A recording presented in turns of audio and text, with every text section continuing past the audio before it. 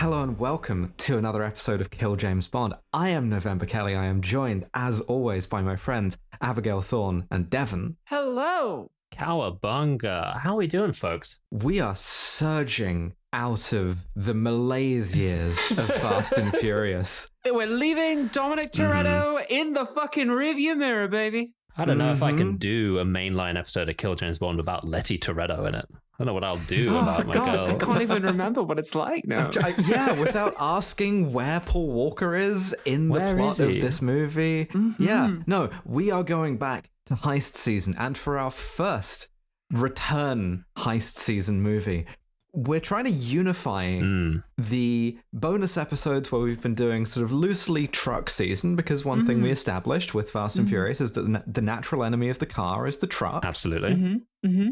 And so we're trying to unify these things with a kind of car heist film by Paul Schrader. His first film, Blue Collar. Yeah, a movie about people who make cars in a car factory. Movie about Detroit and about the working class. It's like, we're returning to the no one goes into space.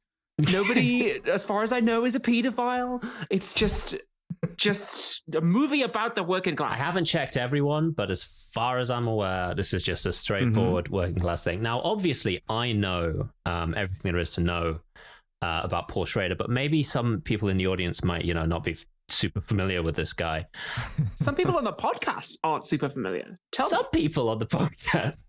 So Paul Schrader was the guy who wrote Taxi Driver. Okay. He also he wrote or co-wrote Raging Bull, and he's done like a bunch of films himself. We've done one of them before, The Card Counter, right? Which I really loved. Okay, that's very interesting. A very different film than this.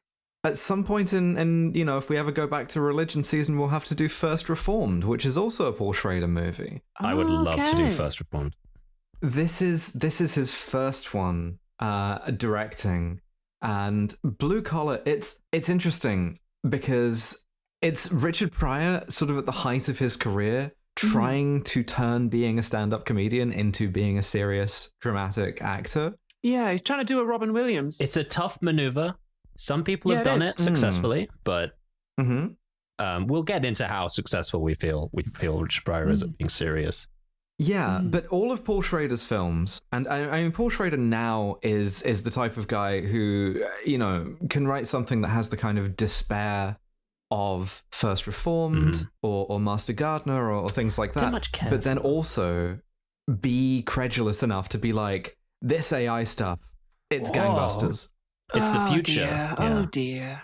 Yeah, he keeps getting himself. The thing about Paul Schrader is, watch the films, don't read the posts, because he will post on Facebook about, He's one of those. I just gave, Grok or whatever a bunch of prompts, and it wrote me a screenplay. Oh, no, it didn't. Paul Schrader. It didn't do that. Yeah, he's a guy who can really sort of like talk you out of liking him, right?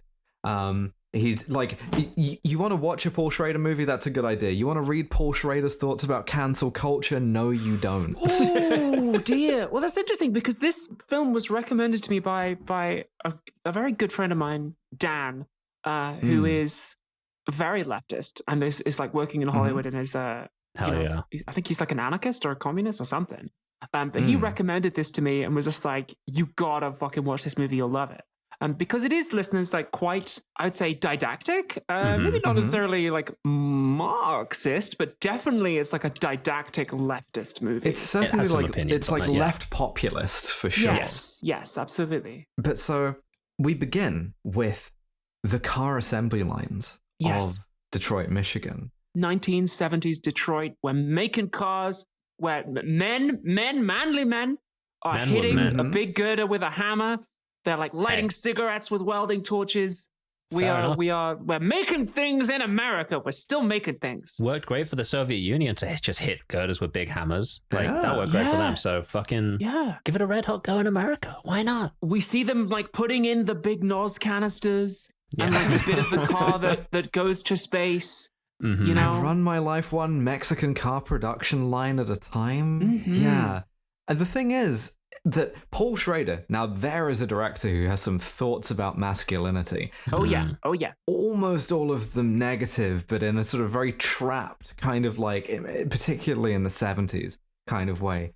Fascinated with, sort of men running out of control and sort of like these impossible, unsurvivable situations, whether that's, climate change now or whether it's Detroit in the 70s. And so we see this whole production line. It's interesting as well that this, as we're getting the credits over this, the production line has women in it working. It does. And I go, oh, I hope these are characters in the film. No, they're not. No. It is a movie about men. It's about dudes. It's about dudes rocking, and whether or not dudes really do rock. I think can dudes rock? It's okay to do the Grand Theft Auto 5 thing of like we're telling a story about men. That's okay. Absolutely. Is it possible for the dudes to rock? Yeah. I'll tell you what, the dudes seem to be rocking because one of the first things we see is a guy light his cigarette with a blowtorch, which rules. Fuck. Which rules, yes. We see the foreman, Miller. He's doing his rounds. He's hurrying the workers on. He's kind of an asshole. And we meet two of our main guys. We meet Smokey and Jerry. Jerry is played by a very young Harvey Keitel, so young I almost didn't recognize him. And Smokey, thank God. Welcome back, Yaphet Kotto. And to the podcast, thank God you're back, because I think the last time we saw Yaphet Kotto was on Live and Let Die. Genuinely. We've only done one movie with him in, and it was Live and Let Die. An insult. He was the villain in Live and Let Die, which, listeners, you may remember is the movie where James Bond fights every black person in America. Not an exaggeration. He fights the black anti-white conspiracy led by Yaphet Kotto, who was like a black civil rights leader in disguise because he was secretly an evil drug trafficking pimp villain. And it's like, oh my God, I'm just really so glad you got to do another movie, Yaphet Kotto. Yeah, because the thing is, to be honest, despite his role being incredibly racist, Yaphet Kotto was carrying Live and Let Die. Yes, the whole time he was really on screen. Did it. Take this honky out in the alley and waste him. Yeah, and he's carrying this one too, if I'm honest. I can just put that up front. He's the best part of this movie. Yeah. Easily the best part. In particular, we see that Smokey has a very antagonistic relationship with Miller, this foreman, who is an asshole. Like, we established that very clearly as he's sort of like hurrying the line along. And we get a beautiful little sort of scene from the class struggle where Smokey sort of unleashes this sort of tirade of invective at Miller's back as soon as he's out of earshot. It's like, don't even talk to me. You're ugly. Everything about you is ugly. Your kids are ugly. And it just ends in this like stream of obscenity that gets drowned out by like power tools. It's fantastic. It's what you got to do to keep your head on straight at work. There's also a bloke here that I really like who's putting in the windshield to the car, and he goes, this is my 263,000th piece of glass. If I never see another in my entire life, it'll be too soon. It's just like, these guys are worked to the fucking bone. It's monotonous, it's degrading, like it's miserable, and all the time you have a guy like Miller just on you, But these are the jobs that they say, like, oh, we want to bring back the jobs. We're going to bring back all these beautiful jobs, these automotive jobs, these manufacturing jobs. It's like, no, when they were here, that also sucked. It sucked then. Yeah. It sucks now in a different way, but it sucked then too. Because the fantasy is that you bring back the jobs and you're fucking Miller, but you're not. You're not. You're fucking Smokey and Jerry, and then this other guy we're about to meet. Yes. Zeke Brown, because we like finish the shift and then we go to a union meeting because all of these guys are union workers in the thinly veiled not UAW, which is a real union. They fictionalize it as the AAW. Yeah. And they have a very perfunctory union meeting, right? It's like everybody's kind of checked out. Yeah, the rep is not doing shit. No, the shop steward is like trying to give out like flyers for them to hand out about something none of them care about, and it's Zeke who finally sort of like loses his patience with it. And Zeke is played by Richard Pryor, right? Yes. Who, as we say, like really at the sort of like heading towards the like peak of his career here, like really sort of like bankable, like comedian trying to make the jump to serious drama. And so he sort of has this really like endearingly small time plea for his dignity here, where it's like his locker has been broken for 6 months. He's having to like sort of like open it by sticking his finger in the hole where the lock should be, and it's like hurting him. He's like cut his finger on it before. He's like he's got his finger like wrapped up in a bandage, and it's such a small complaint, but it's so indicative because he's like, it's been 6 months and no one has done anything about this. What am I supposed to do? There's a quote from David Hume where he's like, it's something like, it is not unreasonable for me to prefer the destruction of the entire world to the scratching of my little finger. Because the little finger hurts me. It hurts. Like, that's the kind of energy he's on here. It's the Woody here. Allen thing. Conversely, of like comedy is when like you fall down an open manhole. Fall into an open sewer. Yeah. And tragedy is when I hurt my finger. Yeah. Exactly. But so the sort of the union fat cats, they don't care, right? Yeah, Clarence is the shop steward, and he's just like, look, man, this is a small time issue. We've got to save our political capital for when it's something really big. And Richard Pryor gets up and he's like, well, fuck you. I don't run for your job and do your cushy union rep job. Like, we're out here doing the real work. What are you doing for us? And everyone's like, all right, settle down. I'm really glad that we saw The Irishman before this as another cinematic treatment of a corrupt union.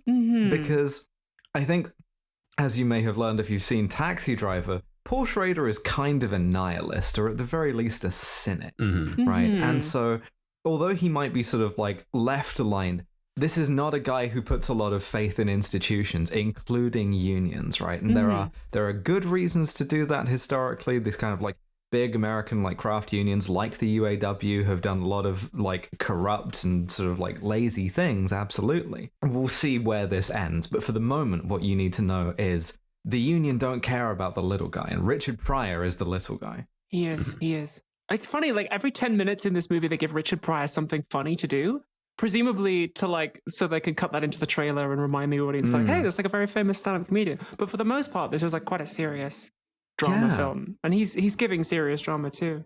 I think it was marketed pretty badly as well, because the poster makes it look like a Richard Pryor comedy, which I imagine that's because really you've got Richard Pryor in it. It's not a Richard Pryor comedy. I think he was storing the funny in the mustache because he's shaved. Legitimately, there's a degree to which that might be true. He loses like 10 points of aura just from shaving the mustache. It's crazy. I established in the group chat that the reason he did this is because Richard Pryor was actually a Viltrumite, and he was disguising himself when he came to Earth. So that he could blend in. There's like 10 people who were like, oh shit, I didn't get that reference. Whoa. It's always for someone. That's my philosophy about jokes. Yeah. So the union's not going to help them. So it's time to go to the third space, the most depressing bar this, like, in the world. Being in tiny little bar that is like just off the job site. It's like the first thing they get to. It's barely out of the parking lot of where they're all working. And it's just this huge dive. Where they spend the meager wages they get, And they're all talking and they're all bullshitting, right? And this is kind of another excuse for Richard Pryor to do Richard Pryor. A lot of these bits apparently were improvised by him, and to the point that everybody else on the movie got really sick of it. We'll get into some of the production stuff later, but suffice to say that Richard Pryor kept trying to do like, can I do some comedy here? And it's very much kind of like a Jules Holland, do you mind if I do a boogie woogie cover of your top 10 hit kind of situation, where it's like through gritted teeth. Go on like, then. Yes, Richard, that's fine. We'll just edit it out later, buddy. It's like the reverse of what they did in Strangelove. Just like we just did a bunch of silly shit. We let him do a bunch of silly shit and we cut that out of the movie. Yeah. But so he's telling a story about Smokey. Sorry. Yeah. We established that Smokey, of the three of our leads, is probably the guy who's like the most. Well, they're all going to be criminals by the end, but Smokey has been in prison before because of this incident where he was fucking his friend's wife, who Richard Pryor tells us was so ugly she had pussy like a pork chop, which is fascinating. Yeah, we start with the misogyny. Like, we do. It's crazy. The way these guys talk about women is, I guess, realistic for the time, right? But it's also like, at the same time, misogynists absolutely exist and occupy, you know, and inhabit misogynist worlds. You can tell those stories. The movie does not have much awareness that women exist outside of that, though. Yeah. But as he was fucking his friend's wife, there was a knock on the door. He thought it was the husband. he opened the door and like socked the guy in the face. Turned out it was a cop who was there for completely unconnected reasons, looking for someone in a different house, and he's just like punched a police officer in the face. So Smokey wound up in jail. And this white guy that they're explaining this to, I think it is Jerry, actually just goes, "Why didn't you just explain the situation?" Richard Pryor, who listeners, if you need reminding, was a black guy. It's just like, Lamau. It's not how it works. Yeah, they both just like laugh to each other. Yeah, what are you going to explain to a cop? Yeah. It's so good. It's this other random motherfucker. He like hangs out with Harvey at the start. This guy, this kind of like this thin white guy who doesn't really look like them and is a bit more like groomed, sort of sidles up to them and asks if he can like join their conversation. Yeah. And here's the story. I think he's the one who's like, why didn't you explain to him? But so this guy is, in his own telling, he's an academic. He's doing some research for the university. Yeah. How do you guys feel about your union, the AAW? Let me buy you guys a drink. Tell me about it. Got any complaints about the union? And they do start out complaining. Yaphet, Smokey, is leaning back in his chair, not saying anything, just looking at this guy, thinking, as he just keeps asking questions. And they're like, sometimes the union, they're not so good. Like they don't listen to us. Yeah, they're not doing shit about my locker. All of these complaints, and then we get a real sort of contextualization. And Paul Schrader sort of does put you on some knowledge here about where you park those complaints, because Smokey goes, "This motherfucker is not a university professor. He works for the FBI," and you see that he knows. Just blatantly like, "Fuck, I got rumbled. It's over for me." He immediately starts on some "I'm just a trainer" type of shit. It's like, okay, training the agents, so you know more than the average FBI agent. That's a fascinating admission, brother. And then Jerry, Harvey Keitel, goes off and is like, "Hey, listen, you fucking fed. We're proud of the union." We also get some interesting backstory where he says, last year, we struck for 73 days for a raise. I had to borrow money to get through it, which suggests there wasn't an adequate strike fund.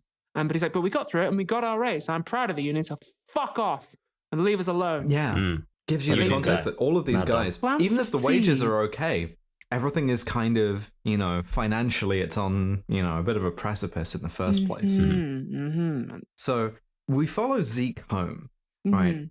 Where he's trying to like watch TV with his wife and his kids, and there's a knock at the door, and the FBI guy primed me for this to also be like a guy lying, but it's the IRS, right? And the IRS are catching up with him cheating on his taxes. Right. He is falsely claimed to have 6 kids when he has 3. There's a really funny moment where his wife, there's like 3 of the kids are in the room, and his wife takes them next door to talk to her like neighboring family who are also black, and she's like, can I borrow your 3 kids for a moment? Can we like put some of my kids in your kids' clothes? And then like he's white, he's not going to be able to tell the difference. Like it's just like, can we just pretend that we have 6 kids? It's really fun to see them. Like it's good. It's good. It's like the wives come up with that. It's actually quite smart, and it's like, I was like, you know what, this guy might not notice, but the problem is Zeke is wearing his heart way too on his sleeve. So by that point, he's already completely admitted to everything to this guy. He's like fully deflated, like, oh man, oh fuck. And the guy is like, I need to see birth certificates, like this won't do anyway. And anyway, it turns out that he owes about $3,000 in back taxes and penalty, which with 1970s money is like, that's like fuck you. Now. It's over for you. It's like this would wipe out your savings if you had like a sort of reasonable amount of like working class savings. There's another fun little detail of the 1970s here, listeners, which is that in Richard Pryor's house, the sofa is wrapped in plastic, which is like that's something that my grandparents used to do. It's like a weird generational thing that people used to wrap their furniture in plastic to preserve it and like keep it nice, which is just a fascinating little thing that we don't do anymore. For a second, I was like, oh my God, I've not seen that since I was like so small at my grandparents' house. But yeah. What's interesting is the IRS guy, he's kind of like nebbishy, sure, but like he's not, tyrannical about this. He realizes that Zeke is tricking him, but he's not unsympathetic. He just, he owes the money. He's just like, man, I can't sign off on this, man. I'm sorry. And so when he leaves and Zeke is like, okay, fine, we'll pay it, whatever. He yells at him as he's leaving, one of the lines of the movie to me, if I had the Navy and Marines behind me, I'd be a motherfucker too. Yeah. It's getting very didactic, like left populist movie. It's cool. My next one says, ignoring my wife in the extremely purple room. I think that's Jerry. Yeah. Oh, yeah. Jerry's bedroom is like, he's got all fucking lavender furnishings for some reason. My note is, why is this FBI guy cruising young Harvey Keitel? Because the guy like follows him like home from work or whatever, is like, hey, you think about maybe talking about the union? Yeah, to me, not an FBI guy. Your union rep just bought like a really big house. Your chapter's pretty corrupt. I think it tells like fuck up. He gets home to his wife in the extremely purple room. I don't talk to no government agent. Which, how fucking, correct. Yeah. Like, nice. There are shines of correctness in each of these guys. There's a degree to which each of these people is correct, but they just fall down at certain points. And I think this movie Friday as a whole, to our audience, will be a teachable moment. Yeah, it's a movie about failure. It's a movie about not being able to sort of like live by these kind of codes. But so in order to get there, we've got to kind of ratchet up the tension a bit more, and we've got to put all of these guys in more dire circumstances. And so Lisa needs braces. Lisa needs braces. I wrote this down. Yeah, Harvey Keitel's kid needs braces. Like now. Yeah. And his wife's like, she needs braces. He's like, real working class concern. Yeah. My kid needs fucking braces right now. She's so fucked up off the lack of braces that she has like injured herself, like trying to make them herself, and you see it just kind of tears him apart to see it. It's like horrible. She's like bleeding. It's like, personally, I just live with the tooth gap. I simply live with the pain, but it's the thing. It's like, it's the terror of a father where it's like, the child is at an age where she knows she has a need that I'm not meeting, and not at an age where she can understand that it's societally like problematic. They think that I'm just like fucking with them. Like it sucks so bad to feel like you're the person who is doing this to your child, which is what capital does to you.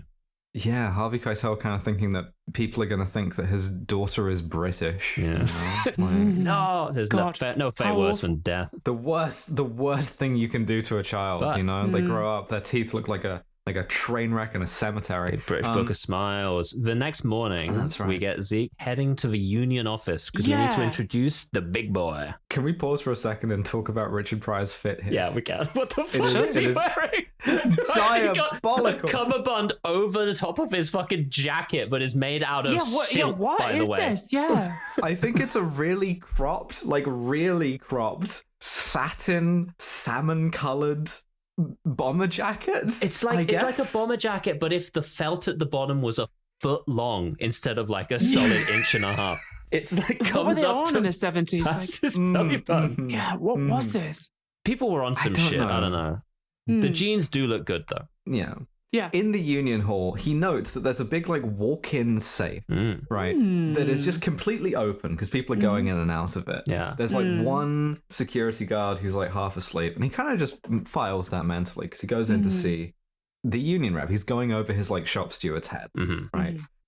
And he talks to him again. He makes this kind of plea like, get them to care about my locker. Get them to care about stuff that happens to me.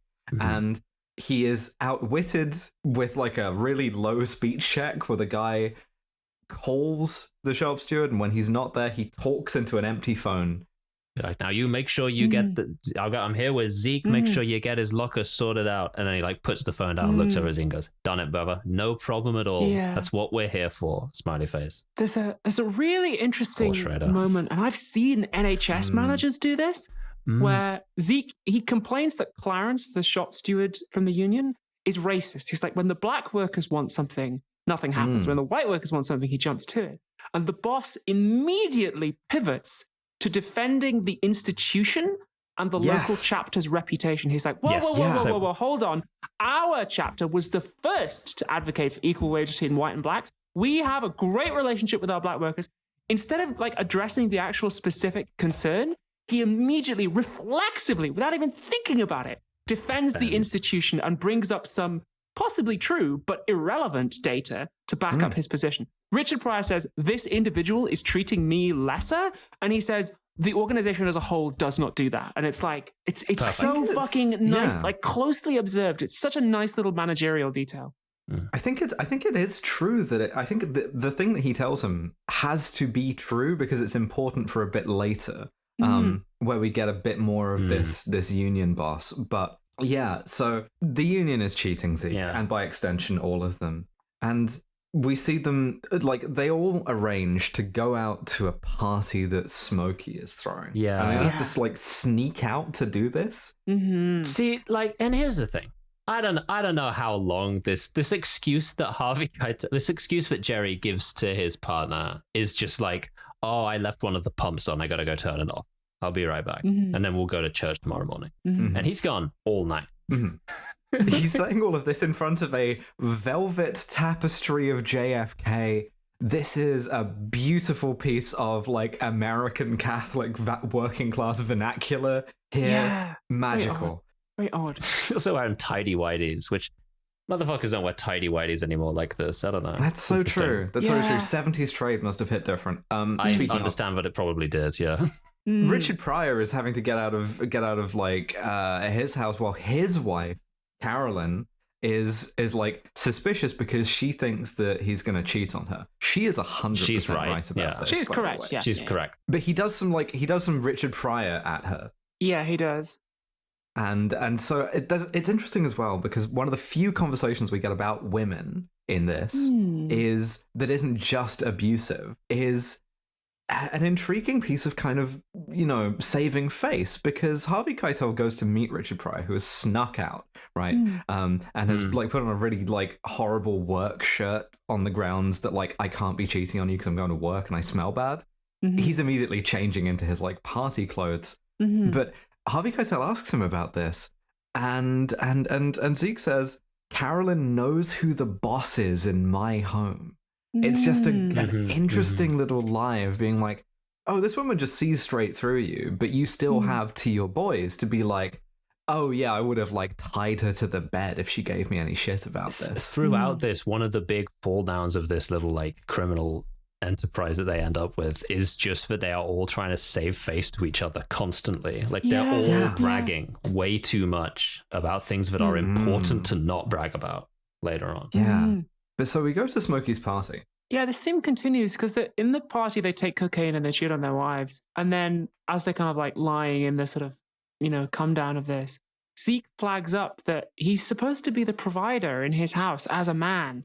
And he feels inadequate because he can't provide a kind of very good life for him and his wife. Like it's like, oh shit, the masculinity and the capitalism, they're kind of the same thing. It's kind of threatened by this, yeah. Yeah. Jerry says, I've got all this shit in my house. It's all on credit. I don't own any of it. Like the expansion of consumer credit makes me feel emasculated because I don't own my fucking toaster and my blender or anything. It's all borrowed. Yeah. And like, at some point later on, somebody asks him rhetorically, why do you keep going into work? And it's because if you don't, the repo man is going to show up and take your oven like in The Sims. Yeah. There is a really fascinating bit here as well, because this They're going party, to delete the stairs and I'm going to be stuck in the pool. Fuck. This party, it's a sex party, right, is what it is. And I really enjoy how out of nowhere this comes. This is a lot like there's a particular detail in Kinds of Kindness that has this, where it just drops in like, oh, hey, these are kind of like normal, like adult friends who incidentally on the side are up to some like freak shit, right? Yeah. It's like, oh yeah, these guys are having an orgy. They're fucking in front of each other. They're like eating sex workers out in front of each other. And this gets like, there's a really, this is the kind of thing that you would get your like Letterboxd joke review off about, is there's a bit here where Harvey Keitel and Richard Pryor fence with dildos. Yeah. I don't know. This happened to my buddy Eric one time. It's kind of charming to me. Like it's just like, oh, these guys are fucking as well. It's interesting. There's a real kind of like, showing and not telling and not being afraid of abruptness there that I really, really like before the kind of malaise of the time sets in, Can I take a second to just talk about Smokey's chair in his room? Because he's got this set up in his main room that's all like low furniture. It's all low sofas. These are like orange things. But he's also got one same material, same like set orange chair that has a back that goes basically to the ceiling. He's just got this fucking throne that he sits in while entertaining on the other ones, but just really good. It's only in the background of a couple of shots, but he sits in it the second they all get into the house together, and it's like, fuck yes, brother. Amazing. So this is the point at which we realize this could be a heist movie. Yeah. Because Zeke mentions, and it's with the intention already formed, right? He brings them this idea of like, was in the Union Hall, they have a big safe, they just leave it open. There's one security guard, and it's an old white guy who's like asleep half the time. And kind of with the expectation, knowing that Smokey has been like into some shit before, it's kind of just presented to them as like, well, we could do this, you know? Yeah. It's very doable. Yeah. Yeah. We see that the degradation continues at work because there's a white guy worker who like keeps getting his money swallowed by the vending machine. So he goes apeshit and like smashes it up with a forklift, and the boss throws him out. So we see that like conditions that like Jerry's doing bumps of coke to get through the day. Like we see that the work's still fucking grinding, and this idea's in their head of like, we could just fucking rob the union, you know? There is one thing that makes this a bit of a time capsule in the year of our Lord 2026, which is he snaps, right? He smashes the vending machine that keeps cheating him with a forklift, right?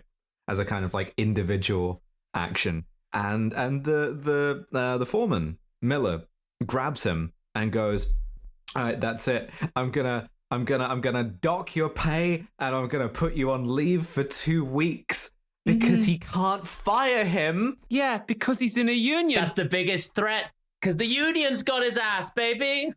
Because he can't fire him. And the scene before, these guys are going, we got to rob this union. They're treating us worse than the company. We got to destroy this union. It's like there's a scene later on where Zeke is in like a we are trying to fire you meeting, and they can't. Yeah. Like they just can't. The guy, his shop steward, Clarence, the guy he's been beefing with the whole time, who hates him, is like, well, the union takes a strong line against firing. It's so like they have your back. Clarence ends up saving his job. Yeah.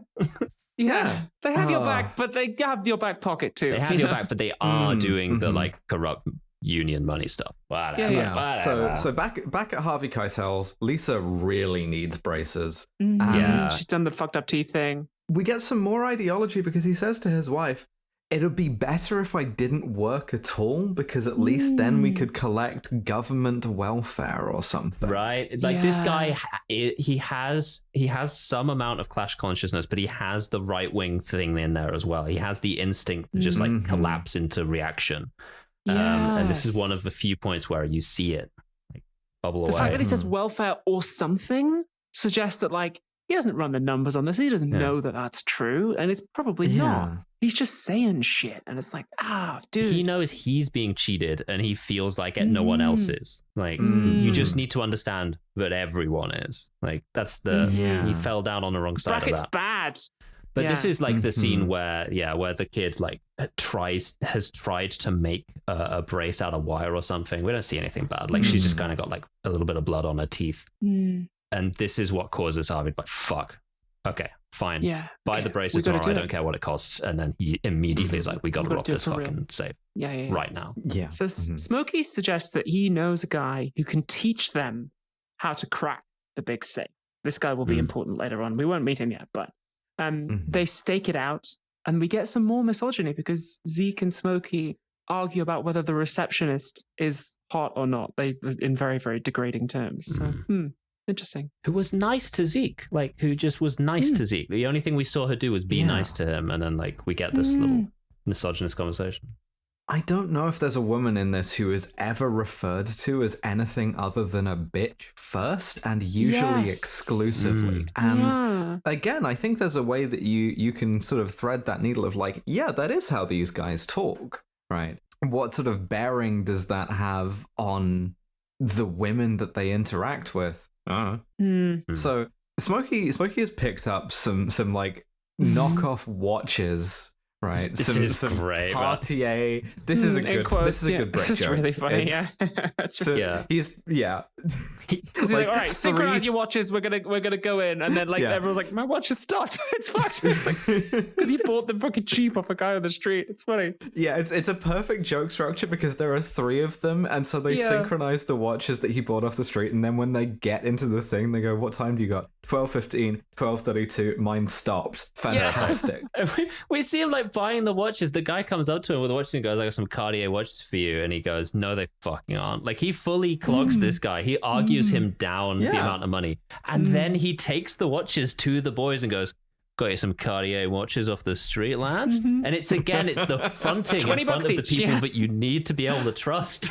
Like, he's a smooth operator. We also, Richard Pryor says, "I got the disguises." We don't see the disguises yet, but we want to disguise. No, this is one of the other comic touches. It's like the one like joke that's coming in this movie. He's like, "Oh, this shot's for the trailer." It's kind of tragicomic as well. Yeah, because the guard comes back in unexpectedly. This old man. And so while they're trapped in the vault, they're kind of working out what to do. And Smokey's just like, "I'll just take care of it." We put on the disguises. Also, the vault, by the way, not even locked. Not even locked. Yeah. And also, not a fucking thing in that bad boy. No, empty. Completely empty. As they're panicking, empty. the guy comes in. Yeah. Apart from a smaller safe, like a not a hand safe, but you know what I mean, like almost like a hotel desktop room thing, you know. Like a kind of hotel safe type thing. Exactly. But so Smokey goes out, and then we cut to the reveal of the disguises as Smokey again bludgeons the guard unconscious, just like hits him over the head, right? And it's not really shy about the kind of violence of this either. And then we cut to the reverse shot of the three of them wearing Party City Halloween masks. Like Smokey's wearing the like glasses with the googly eyes. Like Richard Pryor's got a fucking like Dracula teeth. Like, and a propeller hat. And Harvey Keitel's is just like sunglasses and then a fake arrow like through the head. Yeah. Doesn't disguise them. We get an uncle chop as well. Smokey like uncle chops the guard and knocks him out. Nice to have that back. And they take the smaller safe with them and sort of later like blowtorch it open. It's just got another smaller safe inside. There's just like infinitely like a Matryoshka doll of tiny safes. It's got like $600 of which they've got to kick back to the guy who taught them how to open the safe. Which they didn't even need. Yeah. And so each of them is left with like $120 for doing this, which is like, it's like a week's wages for them, right? It's barely worth it. It's money, but like, why even do this? It's money, and they're like working it down. They're like, well, okay, it's just past the threshold for grand larceny, and slugging that guard makes it assault and battery as well. So great. That's really good. Amazing work, everyone. We're real criminals. And then we see on TV the union announces the theft of $10,000. Perfection. Get that paper, they're going to claim it on the insurance. They're actually going to make money off being robbed. It's great. And they attribute this to the racistly named Oreo gang, right? Yeah. Because that two of them are black and one of them is the white guy in the middle. They asked the guard. The police like asked the guard, like, could he give a description of them? And he's like, what? The white guy had an arrow through his head, like.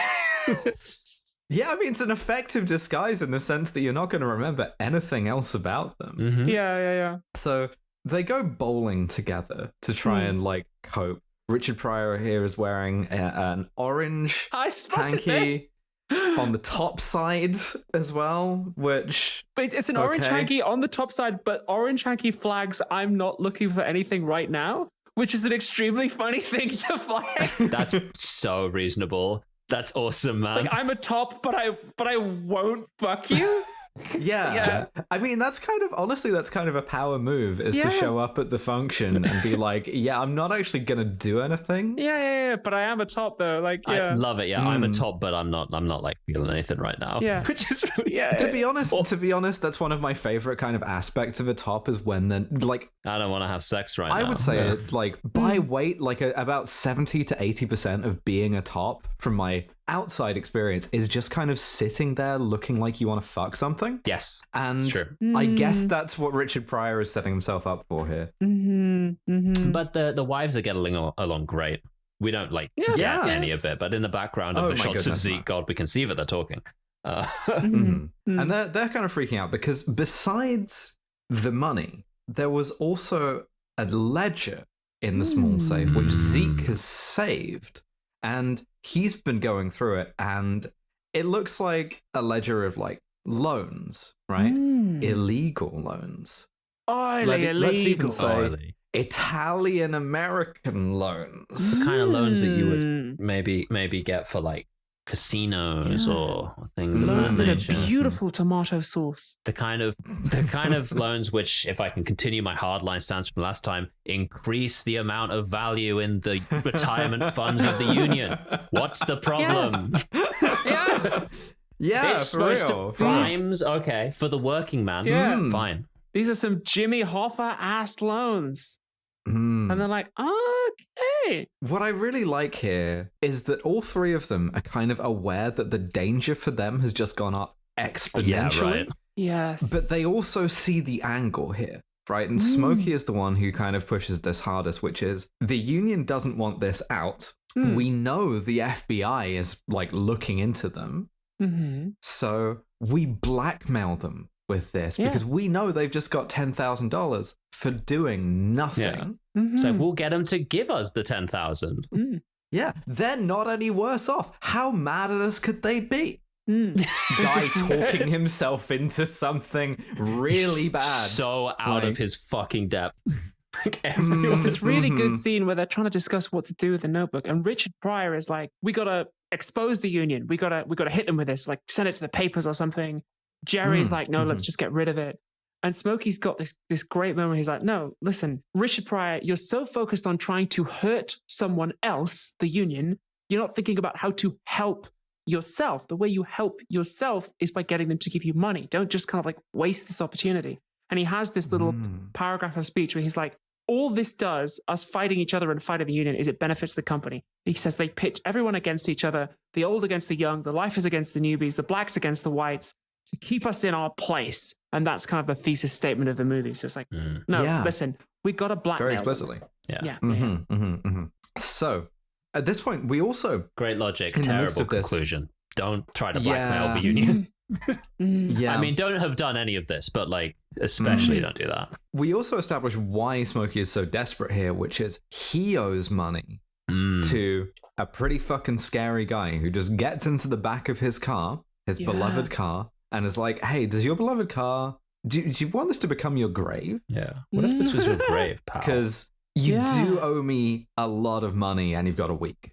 So yeah, they do. He owes him $1,000. Smokey does an amazing job because he's not like this at all. He's a smooth operator for the entire rest of us. But in this scene, he's in like, "Hey man, don't worry about it. I'll get it for you. No problem at all." Kind of mode. You see an Atmos side of him we don't get to see any of the rest of it. It is, really good. But the union, meanwhile, have upped it to 20 grand. They're asking for 20 grand now. They are. But Jerry is there in the car as well, and he accidentally lets slip that they've got this ledger, and he says that the loans in it are illegal. And the guy doesn't say anything, he doesn't react in any way, but like, it's been let slip. Back at work, Zeke is like at the end of his tether with Miller. Dog shit Miller, he is called, which is a fantastic character name. He's credited as that. Who, by the way, is now like explicitly racist. He says some like really shockingly racist things to some of the black workers on the line. Sexist as well. Like one of the few pieces of like sexism was supposed to go like frowny face. Director's intended emotion here. Right. Like, I thought he was just trying to level with the boys. I don't know. Yeah, as he goes past a woman who's like riveting, he's like, he calls her babe or something like that, and then immediately after that, racial slur. But so Zeke loses it with Miller, right? Calls him a redneck peckerwood motherfucker. Just you are going to have a meeting about this, even if they can't fire you. And the meaning is right now, also. And as Miller storms off, one of the other assembly line workers, who is also black, is like, yeah, you tell him that's what I would have done. And Zeke goes off on him as well because he's still mad. He goes, "What do you mean would have done?" Yeah, because you've been here for like, because he's older, right? And he's like, you've been here for like 18 years. You're about to get your like union pension paid out. You would do anything to protect it. You wouldn't have done shit.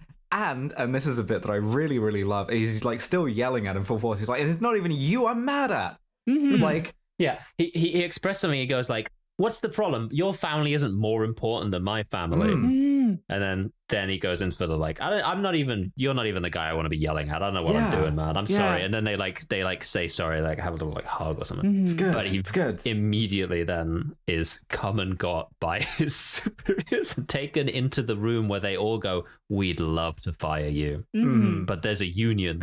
So let's go with you buy me a beer. Everybody shake hands. Yeah.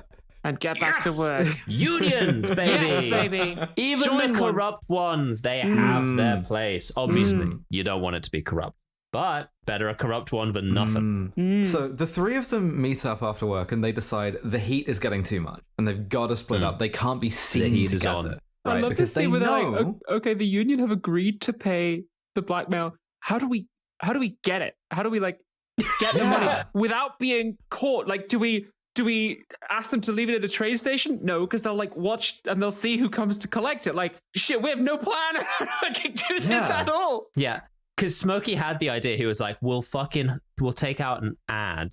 We'll be like, you guys take out an ad in tomorrow's newspaper if you're willing to pay for it. And then they've seen that the ad's been taken out and they're like, right, next step. We've arrived at the question mark step. I really thought that would clarify by now. But that's only one away from get money. So drop a bag of diamonds in the sea off of fucking Malaysia like Spectre. As well, besides having no real plan, they know that the cops and the union knows, more importantly, that the guys who did the robbery, they're like two black guys, one white guy. And they go, oh shit, that's us. That's literally only us. We need to stop hanging out together. That's the friend group that we have. Yeah. And so we get this, like, they go their separate ways, but there's a lot of touching here. Yeah. There's a lot of... It's really... really intimate. Like, for tactical reasons, you can't hang out with the guy you used to do like dildo fencing with for a bit. You know, you've got to like play it cool. You guys were eating pussy together last week, you know? And it does kind of suggest that these guys are the most important thing in each other's lives. And I really like that. And it's just like, this is moving, you know, all plots move deathward. Yeah. Heisting is for the boys. Heisting is a homosocial activity. Yeah. But it does blow up your male friend group a little bit. It does. Incidentally to this, a cop has been shot. Right. It's totally unrelated. Happens across town. It's like getting struck by lightning. You could just be fucked at any time because they haul in the guy that Smokey owes money to, and he's thinking, what do I have that I can trade? Right? Because all of these people will betray you. Right? There is nobody who loves you except your bitch wife you hate and your dildo fencing boys. Exactly. And you can't even really rely on either of those. Yeah. So he turns immediately. Straight away, without even hesitating. Oh, yeah. I found out about something a little bit ago, I know who did actually. the union robbery, and like I also know that the union is corrupt because of it, and these illegal loans, they have a ledger. And we also see that the cops then tell the union. Incidentally, this is how most crimes get solved. Like on a kind of like the serious organized kind is like somebody tells the cops something in order to make a deal for themselves. That's just how it works. You trade these things up, right? Like, and so we see that their files go immediately to the union, who are strategizing on how to fuck up these guys. They're doing like targeted psychological profiling of these guys. It's perfect. We don't see the guy who's doing it, but we hear his voice. It's the big union guy from earlier on who like fucked Zeke over. He pulls up Jerry's thing and he goes, all right, this guy's a union man. We just need to kind of sit on him a little bit and he will crumble. Zeke is hungry. He wants power. Why don't we just give him a little pet role?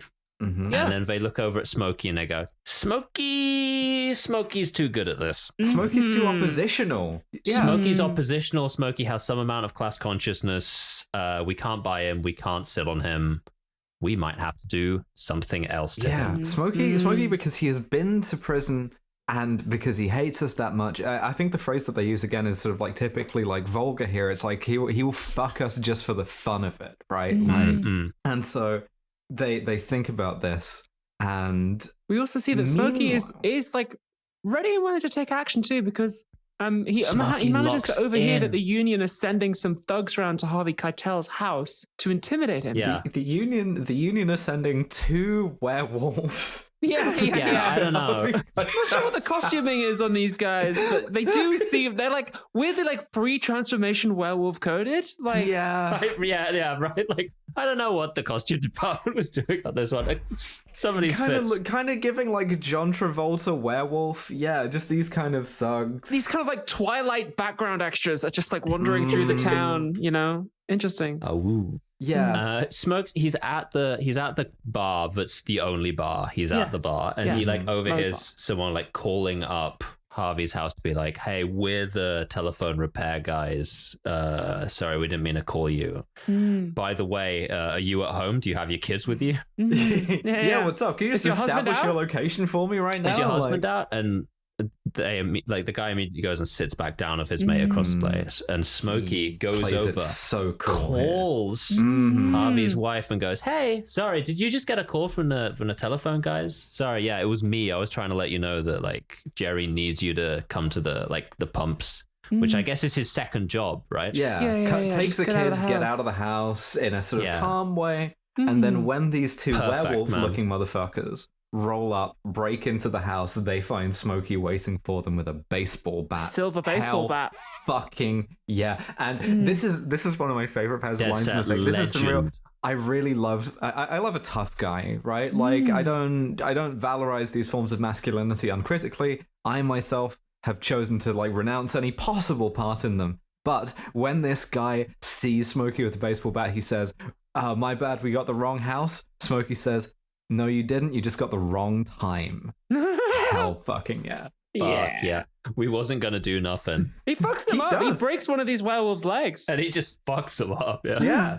And that's doubly bad for a werewolf, you know? Yeah. Like, because you got like 2 different forms of leg that are fucked up. Yeah. My leg's not supposed to bend that way at this point. I'm gonna the full My moon's not for silver another baseball bat. Yeah. That's what I just said. I think it's hickory. I don't know. That's sorry. for vampires, brother. You're fucked. Yeah. You're fucked. I'm sorry to do your Like joke, Witcher, but like louder. Geralt. He's got 2 baseball bats. Baseball bats. One for monsters and one for people. That's really, really good. Smokey just put down Erden. Smokey James werewolf hunter. I'm gonna sort of dine out on that for a bit, I think. The Detroit 70s werewolf hunting. I'm down for that. We don't manage to dine out on it for particularly long. No, because don't get attached, because we go back to Smokey at work the next day. Yeah. I love that as a little power trip, right? Dogshit Miller like calls for him by job several times, like utility man, until he's like up in his face, and he won't even look at him until he uses his name. That Perfection. rocks. Yeah. Smokey, be the Smokey. All right, be Smokey mindset. Smokey mindset. Smokey However, mindset. He's like, Smokey, we need you to go into the paint Friday night, room. I'm trying to establish a smoky mindset. Yes. We need you to go into the paint room and paint this car. And the Have paint you room heard is of this the like Blue Man Group? You're being jumped into the Blue Man Group. Have you heard of Perfect Blue? Have you heard of Blue Collar, the movie that this is? You're blue, abadee, abadai. Yeah. Yeah. So he goes in, starts painting this car, and then the like automated paint thing kicks on. That's just spraying paint on the car, and he's like, "Huh, that's weird. I guess I better hit the off button on that." And the off button doesn't work. He's in this paint room, which is like fully enclosed because the paint's like a vapor. He's got like his little like spray can. He's got like a respirator and goggles, and he's just like pushing the stop button. It's like, huh, still going. Okay, still going. Interesting. And someone, connected or parks the fucking forklift right outside the closed door, and it can't be opened anymore. All Everett needs you to do is open the door of the apartment, Harry. All you need to do. This, I fucking love this, by the way. This is like 5 uninterrupted minutes we just spend with Smokey in this room. Silent almost as well. Like, because he's not saying anything. He's like panicking in his head. He's not saying anything. Like, it's so effective, and it's just getting smokier and smoky, like more full of fumes. Paint fumes We and see him vapor, struggle to breathe. We see him just logically check everything that he needs to do. He like goes to turn it off. He checks the door. He checks the other door. And then about a minute and a half in, he realizes he's being killed right now. Real industrial horror. It's like really good. It's as well, like you say, it's like he's like a fucking astronaut, not least because it's like, you know, going through the kind of checklist of things very calmly. And we see that like when he sort of like cracks psychologically for the first time, he like pulls down the respirator to like shout for help. A, no one hears him. B, immediately chokes because he gets like a lung full of like blue paint. Yeah, that's how they get you. Yeah. Meanwhile, the car is getting slippery because the paint is just building up and building up. He's sliding around. It's covering him completely because he's having to like sneak past it. Plug the nozzle, but the like pressure is too high. You can't like break it or anything. He proceeds so sensibly down the list of things that he could possibly do, and the logical, thing is, nothing can be done. No. You're never going to look at Blue the same way again after seeing this. It's like I think the whole movie is really kind of like the rocket for the payload of this scene. Like it's genuinely. Kind of, because I have to be honest, right? I think this movie, we've been describing it, you know, very positively, right? It's really uneven in the pacing. Paul Schrader had not found his feet as a director yet, and you see little glimpses, right, of like the guy who was gonna go on to do, for instance, First Reformed, right? And this is one of them, right? This is the kind of gut punch of the movie. Because every time he's like banging on doors, we cut across to see some heavy machinery across the yard that's just making a similar, louder noise. It's like he's completely trapped. Yeah, like you said, I think the entire movie is building up to this one scene. Yeah, he finally like breaks the window and is just like hanging out of it, and next scene he is dead, like off screen. Just we cut across to a big billboard that says Goodyear production of cars, and it ticks over to like 46 million or something, like a big zeros number. There you, Paul Schrader, come on, baby. Paul Schrader really doing Marxism for babies. All of the stuff, all of the commodities have a value that tells the story of all the exploitation that happened in their making, including crystallized. This guy getting like painted to death like Goldfinger. Yeah, but like Bluefinger. Yeah. Forgot to leave a spot in the small of his back. Damn, he'd have been fine if not for... Yeah, if only they hadn't got that one spot. Watching this number tick up and watching the like infinity cars driving on the freeway from an overpass is Zeke, who has a meeting with the union guy. He's so Everett, isn't he? It's hard to really think about it in any other terms. He plays this mercifully right because it's carrot and stick. It's like Zeke knows that Smokey has just been killed, right? And the union guy pitches it. Everybody involved knows 100% apart from like the usual like workers. And while keeping up this facade of like it was an accident, we're investigating so hard that we think that maybe Clarence needs to, for instance, not have his job anymore. And maybe we need you to make some changes around here. You know, maybe you could be that person. Yeah, you stood up in that meeting right at the start of a movie and yelled that you should have that guy's job. What if you were given it? Got what you wanted? Because what if we folded you into the Grand Con? We've investigated. We've determined it was industrial negligence. So, and also like we're going to replace our guy. What if you did that? And when Zeke pushes back on this because he is terrified that he is going to be killed next, he sort of in the most transparently bad faith sort of way, it's like, listen, nothing's going to happen to you. Nothing happened to Smokey, but also, and this is where I think the thing about the AAW having integrated first, right, I think has to be true, is you see this guy deploy, again, in tremendously bad faith, this defensive incrementalism where he was like, when I was your age, there were no black auto workers. How do you think we got to the point where there were? By changing the system from the inside. And you get a tiny little glimmer of like, this guy is not like evil for the sake of it. He got this way by like having been the previous generation of this. Yeah, you were the last Zeke. You've been brought into this long con, and you are now perpetuating it. Yeah, you didn't just like fall off the fucking coconut tree. You exist in the context of everything that had come before. So he says the only reason you have a job in the first place is because guys like me knew when to fight and when to look the other way. That is what it takes to have this fucking job. It's like, okay. And it works. Because of course it works. Because it can't not work. Yeah. One of the most enduring things about Paul Schrader's work is this kind of sensibility that, like, you cannot fight City Hall, right? Mm-hmm. When these institutions are determined to get their way with you, they are going to have it. Yeah. Like, and they're going to do it in the way that's sort of most germane to your character, but it's not going to, you can't sort of defy it by force of will. And that's what we get in the scene next, because he has to go and explain all of this, or try to. We get the countervailing version of this. We see how Jerry responds to Smokey's obvious murder, which is that he is at home and he goes, "Hey, Arlene," who is his wife, who is also, by the way, watching the show that we've seen Zeke's wife watching the whole time, which is, it's like, these people are friends. Yeah. Just goes, "Hey, why don't you go ahead and get the fuck out of town for a bit?" Because I think they're going to kill me. He doesn't tell her everything that's going on. He doesn't confide in her, ask for help. He's just like, he doesn't let her in. Don't argue. Just take the kids and go and be with your sister for a while or something. Yeah. But he has to talk to Zeke. Then we get our fucking scene. Zeke, he goes over to Zeke's house and goes, "What are we gonna fucking do? They killed Smokey." And Zeke, it's in the bloodstream. Motherfucker is already talking about things aren't that simple. It's already been gotten. It's over. If anyone ever says that to you, just leave.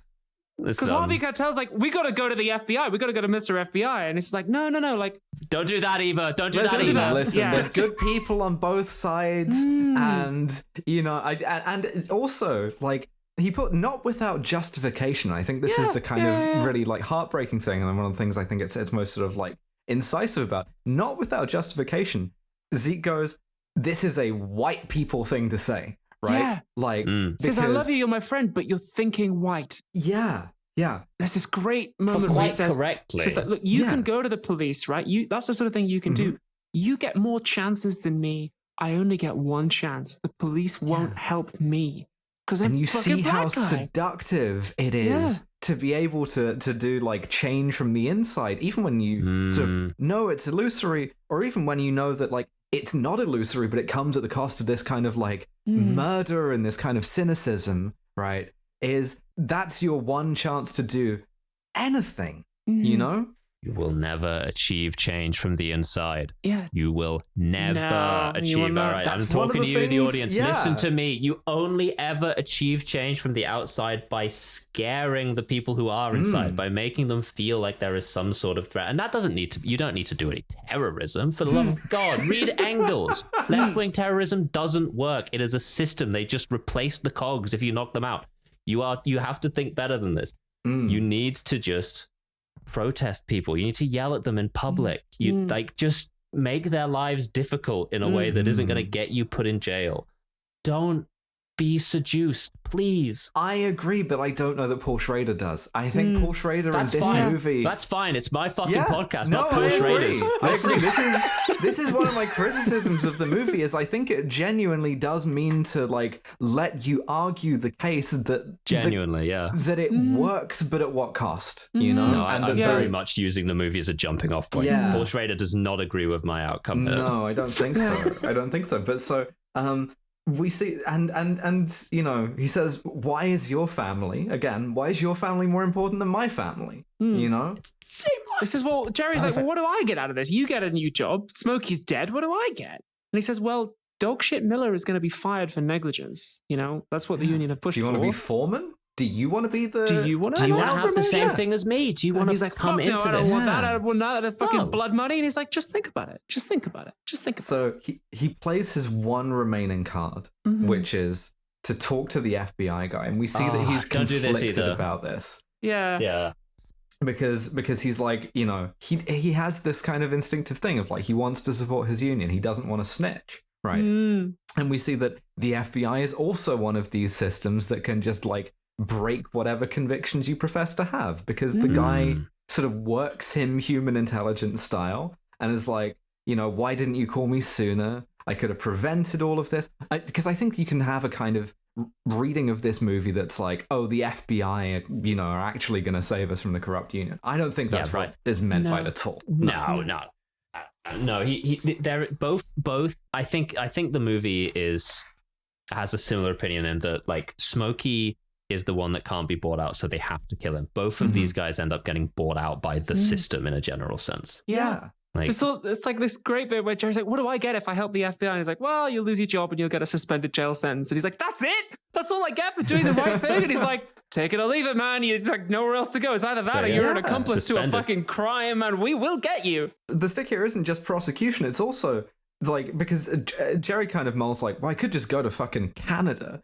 And somewhat implausibly, but Jerry kind of believes it. The FBI goes, they will find you wherever you go on Earth. Like, the UAW have shooters. You know, you are going to get Jimmy Hoffa in Windsor, Ontario. It's a lovely place to be Jimmy Hoffa if you're going to get Jimmy Hoffa, you know? But the thing is, even in this scene, Jerry doesn't end up going for it. He gets too angry about the idea of selling out the union. He goes, what do I know? I didn't know anything. I fucking heard some conversations. I saw an industrial accident. I can't prove fucking anything. I don't have the document. I don't have the booklet. The ledger. Richard Pryor gave it back. It's gone. Like, I didn't even see it. He's still trying to, like, bargain his way out of it in his own mind because, like, this is the thing. If you've been in any of these situations where it's like, oh, there is an actual, like, structure that is coming for you specifically, you end up doing that. You go, well, I'm going to be fine because, and then some wishful thinking bullshit, right? Like, and so he still thinks there's a place for, like, the individual against the structure, right? I'm just going to take my car and I'm going to drive in it to Canada and just be out of this whole thing. And as he does, we see the lights in the rearview mirror. Yeah. So fucking... Well, he's being followed, actually. He starts to drive to the tunnel to Canada, and he's being followed by two toughs. Before this, he pulls straight in to the same pub as always, right? And he calls his wife to be like, I don't know what the fuck to do. Like, they got Zeke, and they got Smokey in a different sense. Your friends won't save you. But I'm fucked. Your wife won't save you. The places that you're familiar with and at home in are like no protection to you whatsoever. And she doesn't understand what's going on. And so she doesn't. She's just like, just call the police and tell them. And it's like, no, and he's like, listen, it's the same as earlier on with that guy's like, why didn't you just explain the situation to Smokey? And Smokey laughs at him. It's like, no, I'm not going to fucking explain it. He's like, finally, like, he's learned. He's like, through the veil, you're seeing like the actual sort of naked exercise of power. I remember like a friend of mine described like having been in the military as seeing the state with its clothes off. Right. And this is the similar kind of thing, right? Is you're in the kind of material realm now, whether you want to be or not. And so he leaves in his car and we see the car pull out after him. Was the state hot? I mean, yeah, legit. That's one of the things. That's how it can get you as well. Yeah, it's everything you could have ever wanted. Yes. But you have to say no. Damn, okay. Really? It's everything. They will work you. What that state dick do? Whatever Anything you want it to. Yes. But you have to turn it down. Okay. Okay. All right. Okay. That's all I'm saying. The state call me, you know? No. Legitimately, there was an interesting article I read today about like this cafe owner, right, who got pulled in by the police on a kind of pretextual terrorist stop so that they could have a friendly chat. So that they could essentially go, hey, if you want to find out some stuff for us about Palestine action, we're not saying you can go out and commit like a serious crime, but, you know, we don't care about speeding tickets anymore. You don't have to, we could help you with your taxes. You know, the sort of things that we can do for you. Wait, what the fuck? Who did they say this to? Like some like Manchester cafe owner. It was on BBC News this morning, even. What the fuck? Like, this is how it's always works. Will approach you. This is how there is like, yeah. I mean, like almost every British Muslim of like my generation has had that kind of like cold approach from people being like, listen, if you wanted to like maybe help us out, you've got stuff that we can help you out. And sometimes that's more facilitative, sometimes it's more coercive. It depends on your own position, but like very, very similar thing. But so no, Jerry very much on the coercive end of the scale here, right? They're gonna fucking kill you. Yeah. The Union toughs are following him, and then he gets involved in this car chase, and then the police get involved as well. I fully assumed the cops were gonna kill him, So like did as I. because he crashes his own car, and the cops pull him out, and he at this point like begs to like talk to the He's FBI like, oh guy. my God, call the FBI guy, whatever. It's over. Because you're outplayed. Yeah, you just have to. Yeah, they got you. Like, there's nothing you could do now. The unhappy, the bitter, the vengeful, you know, they need their fix, which is you or anyone, dead or better yet, dropped into some hole. And so we see him with the FBI going back for his locker, going back to the plant, and he just locks eyes with now in a shirt and tie at work. Yeah, Zeke. really interestingly, two of the workers, one of them says to the other, Zeke's coming, in the same tone as earlier on when they were talking about the other guy. If he had the Navy behind him, he'd be a motherfucker too. Yeah. And he immediately Powers Here got is him. the motherfucker. It doesn't matter that he used to be one of you. Probably Miller did as well. Like, where do you think they get these guys from? Like, they're not Uruk-hai. They don't bring managers out of the fucking birthing pits. No, it's just, It's tragic. Uh-huh. We end up with an argument of two people who have been lost to the system in different ways. Yeah. It's interesting that this is the point where Jerry calls him the N-word. This is where he starts like racially abusing him in public. Jerry just starts yelling the N-word, which I don't know if that's entirely within, but like, I guess he is a reactionary at the end of the day. I think there's two things happening here, right? One is that like all of this stuff is like kind of tissue paper thin over like the huge reactionary potential of whiteness, right? That's one thing.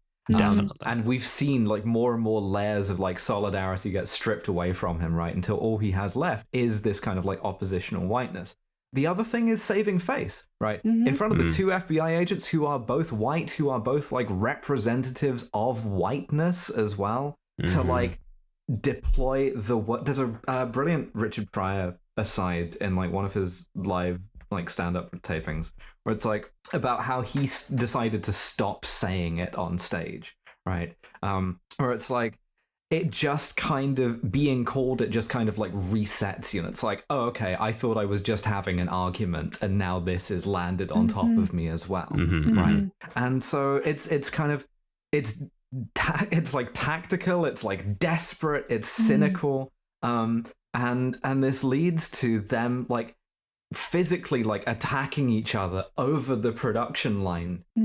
And we end on this freeze frame of them doing this, and then just in case you missed the message, they just do replay Smokey saying the thing, which I don't know. They pit us against each other that necessarily. And then just in case you missed that, the credits, like we fade to red and the credits roll on a red background. Just in case you missed it. This was a bad ending. It's almost exactly a replication of an old communist. The death of Smokey has severed the Weaver prophecy. Continue in the doomed world you have created. Yeah. Well, it almost exactly replicates like an old sort of, I think, IWW cartoon where it's like first panel, frowny face, black worker and white worker fighting each other. Second panel, smiley face, black worker and white worker fighting the boss together, right? So I think it's the like, one thing the establishment fears. Legit though, and but I think I do mean that as well. Yeah, I think it's kind of relying on that, but it's taking a much more cynical tone where it's like the establishment will get its way. Like your kind of solidarity is not gonna last. It's a deeply pessimistic film. And so that's why I said left populist, is because there's not a program here. It's not suggesting, hey, if these guys had started another better union, you know, some kind of a workers' council. Yeah, exactly. It doesn't tell you what to do. It just goes like, there's no opportunities for them to do the correct thing within this setup. Yeah, and on the one hand, I empathize with that. On the other hand, it sort of feels a bit like, you know, all of the, not that I'm ever like out here fucking throwing Molotov cocktails at anyone either, but you know how Americans It doesn't help, don't do that. That's like, yeah, I'd love to protest, but you know the cops kill people here, right? That kind of thing. From people who like don't interact with cops ever. They kill people in the UK too. Yeah. It's like, yeah, they'll kill you for not protesting too. Like, and the point is that they'll get to you. They're working their way down a list. You're low on it, but the people above you deserve your help. Yeah, but that is blue collar. It's goddamn solidarity, for the love of God. I tell you what, you two, after 11 Fast and Furious movies, sure is nice to watch a movie that is about something. water in the desert. Do you know what I mean? Here's the other thing, is that I didn't love this movie. I've enjoyed it more talking about it with you both. yeah. Right? That's true of every movie, ultimately. Yeah. I do this because I love doing it. But like, I think I'll sort of fill you in on the production stuff now, right? Which is Paul Schrader had a nervous breakdown doing this movie.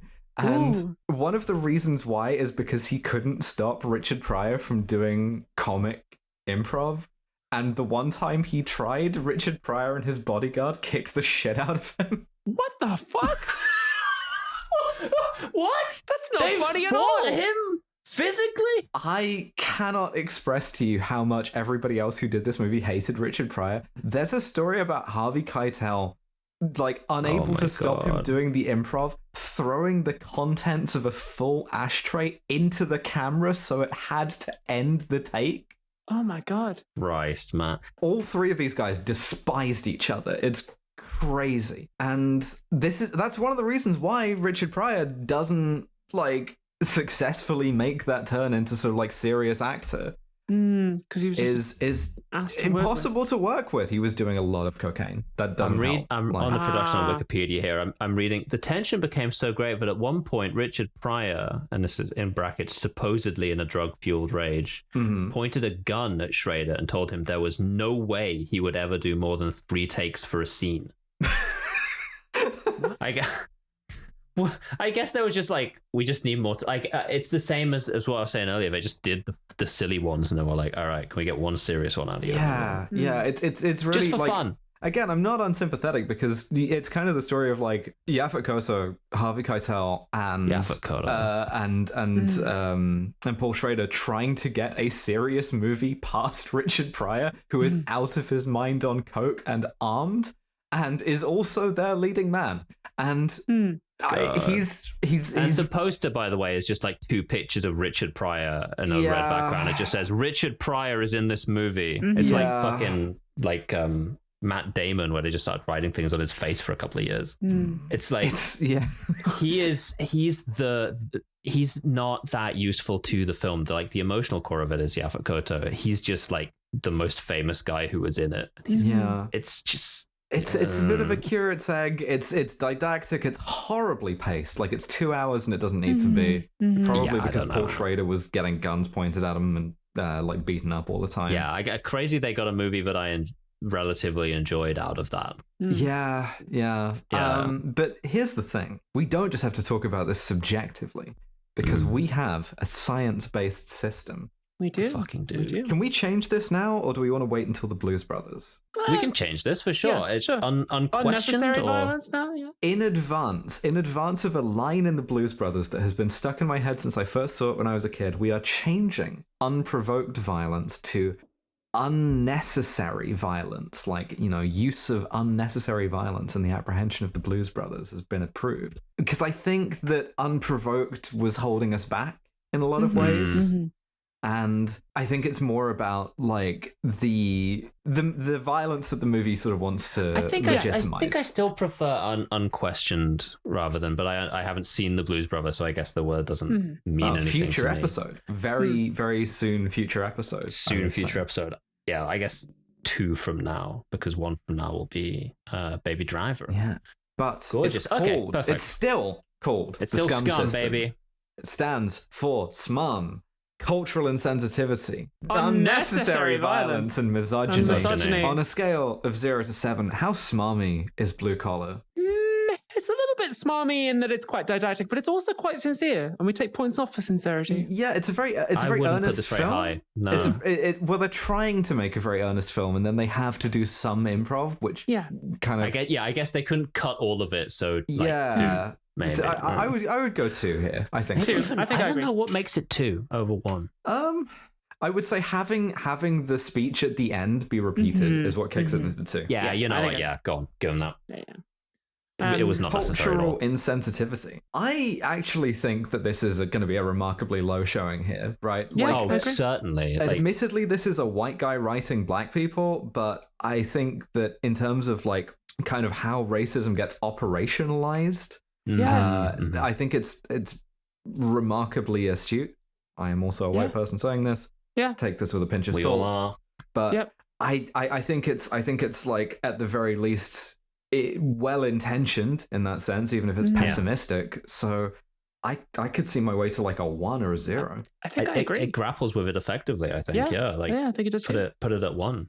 Yeah. Why? Yeah. Okay. Sure. Unnecessary violence. I mean, the violence here is just horrifying and structural and just lands on these guys. Yeah. No, low it's again. Also, it's like nice that it explores the difference between interpersonal violence in the sense of a murder and structural violence as well. Yeah. It's really nice. When Smokey like hits the guards, we see him like wake up in hospital, and it doesn't shy away from that. Like it's these are not necessarily like good people in that sense, and I like that. And then the rest of the stuff isn't about punishing them for that. It's about their kind of like, you know, adventurism, if you like. Which I think is kind of an interesting thing to do with a heist movie. So on that, I might also go for a 1. This is going to be really like a 0 low even, scoring. like. Because there's a moment where Smokey breaks the werewolf's leg with a silver baseball bat, but even that is kind of necessary for the story, and then it tells us that Smokey is somebody who, in the Union's eyes, is never going to compromise. Yeah, I agree. He will, and it's defensive violence. Absolutely, I go 1 or 0 here easily. And then which this one? Is the I'm struggling to think of any. I think maybe. I'm struggling to think of any. One. All right, 1 it is. I'm outvoted. And finally, misogyny. Okay, this is the thing that sort of claws some points back. Here we fucking go. Yeah. Finally, some misogyny. Okay. So again, we're kind of depict endorse is the problem here, right? In that these guys are misogynists. Like the movie is aware of the existence of misogyny, is aware that it's bad, right? It just doesn't do enough to countervail it. Like it just doesn't do enough to show us that their assumptions about their wives are wrong, that their assumptions about the women that work there are wrong. It just takes that these are misogynist characters and shows us them being misogynist, but doesn't defang it shows us very clearly how racism keeps the working class down, and it is aware of misogyny, but doesn't show us that these guys also need to work with their female colleagues to better themselves. Well, I think there was that fascinating scene with Zeke and his wife Carolyn, where it sort of grounds a lot of the stuff that Zeke does as like, oh, he is kind of humiliated and like emasculated, but that's entirely still about him, right? And okay, that's where the focus of the story is, but that it just kind of like stops there, right? So, and honestly, like again, sort of bearing in mind that this is sure authentic in the sense that like these guys that are depicting are misogynist, it is remarkably difficult to watch in places just for how they're shown talking about women in a way that I don't think is necessarily intended to be like, oh, this is meant to be a Taxi Driver style hard watch, you know? Yeah. No, I don't detect the sort of eyebrow of judgment there, which is not necessarily a thing, but it makes me want to sort of rate it higher. So I would go like a 5 for this, you know? Yeah, I think I agree. I think that's a good way to go. Yeah, definitely. Right, that gives it a total score of 9, which is pretty darn good. It's certainly not the best film we've ever seen. Bicycle Thieves is still winning on, I believe, 3. But it is pretty darn good. Very strong showing. Single digits. Any movie that gets into single digits is getting a spot in the Hall of Fame, really. So yeah. I guess the cheat code for the Scum Manifesto, as it should be, is make a kind of leftist movie. Yeah, make a good movie. Yeah. Have there been any? I'm looking back at the list here, the online list. Is there any movies that aren't left wing that have managed to score very lowly? I mean, I guess one of the Bourne movies got in on like 6 or something, right? View to a Kill was at 7. And I guess that's because their plan was to blow up Silicon Valley, so we didn't have any problems with that. Yeah, that's fine. Is it possible to make good right-wing art? It's like, I don't know, we'll get back to you when we've seen some. Kill James Bond is a science experiment to determine whether it is possible to do that. See if we can find some. Yeah. But we don't just have to confine ourselves to this movie, because we have a whole sort of remaining season of heists That's to get right. to. We got a bunch of heists to get through. We got some classic heists we haven't seen yet. There's no way we would be able to leave this without doing the taking of Pelham 1, 2, 3, entrapment, things of this nature. It's gonna be good. We're done with family. Fuck family. It's over for family. It is. We can finally leave this blessed amulet of protection in the dirt where it belongs. Goodbye, John Cena. Goodbye, Dominic Toretto. Goodbye, all the various Vegetas in the crew. None of these. Basically, no one in this movie was like huge or anything. I do think that the way back into the heist is we just sort of drift back into them through the cars, which means I'm into it. I can announce to you the next 2 mainline episodes are going to be Baby Driver with the all cancelled cast and the Blues Brothers. Yeah. So I'm so excited to see both of those. We have a Patreon where you can get bonus episodes, and the next bonus episode, what's that going to be? It's Abby's pick. It's my pick, and I can't remember what I picked. So you might need to remind me. Fury Road. That out. It was Fury Road. Fury Road. Mad Max Fury Road. Oh shit. Okay, Thank you so much. Okay, here's the thing. That's like 3 consecutive bangers, so you have to subscribe to the Patreon. You have to subscribe. You have to check out our episode on Convoy. It was so much fun. As a nice kind of dessert, we're going to talk about some good movies. Yeah. Doesn't it feel good to talk about good? We should have done this earlier. Wow, I like watching films. That's crazy. I never would have guessed. So, thank you so much to my friends and my colleagues. Thank you so much to you for listening. And we will hope to see you on the Patreon. And either way, we will see you next time. Bye, everyone. Bye. Bye.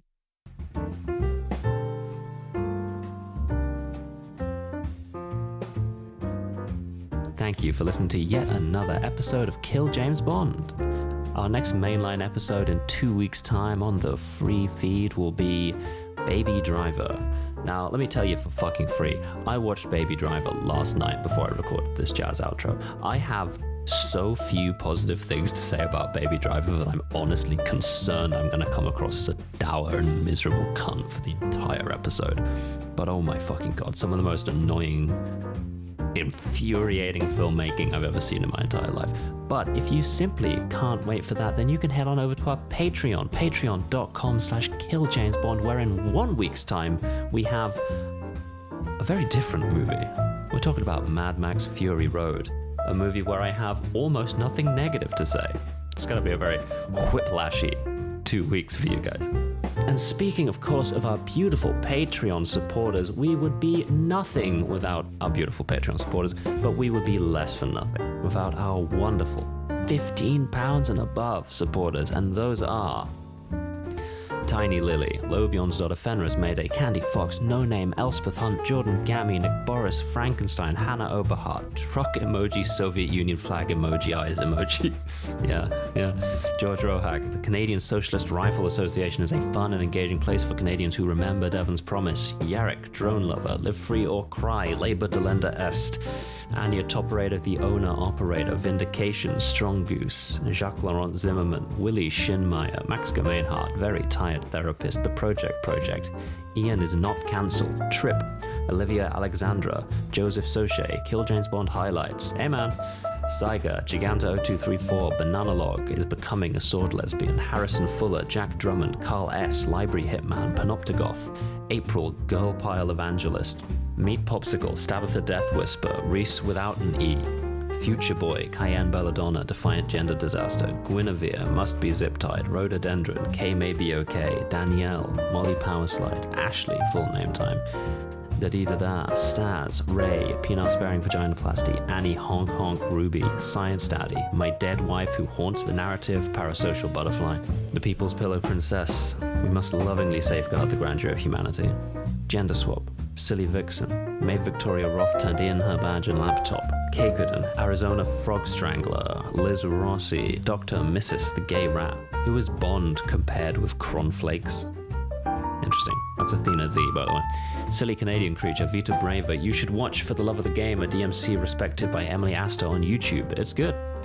Chris Roth, Seeks23, Joyce Uwu, Saturdays Claire, Anne Hedonia, Claire Baker, Robert De Niro, In Heat and I'm Not Apologizing, Finn Ross, Lady Houndstooth, Chimp with a Sword, Anya They Nanigans, Clairvoyance, Seng Chen, Devon, not that one, Lady Ariane, Alex, Clarification, Liz and Ash at the University of Florida, Walscott, Connor's cool big sister, John 2089, Noblesse Oblahai, Obsidian Polymer, Isopod Gal, Loz Pycock, Zoe Shepherd, clean the seal of your washing machine.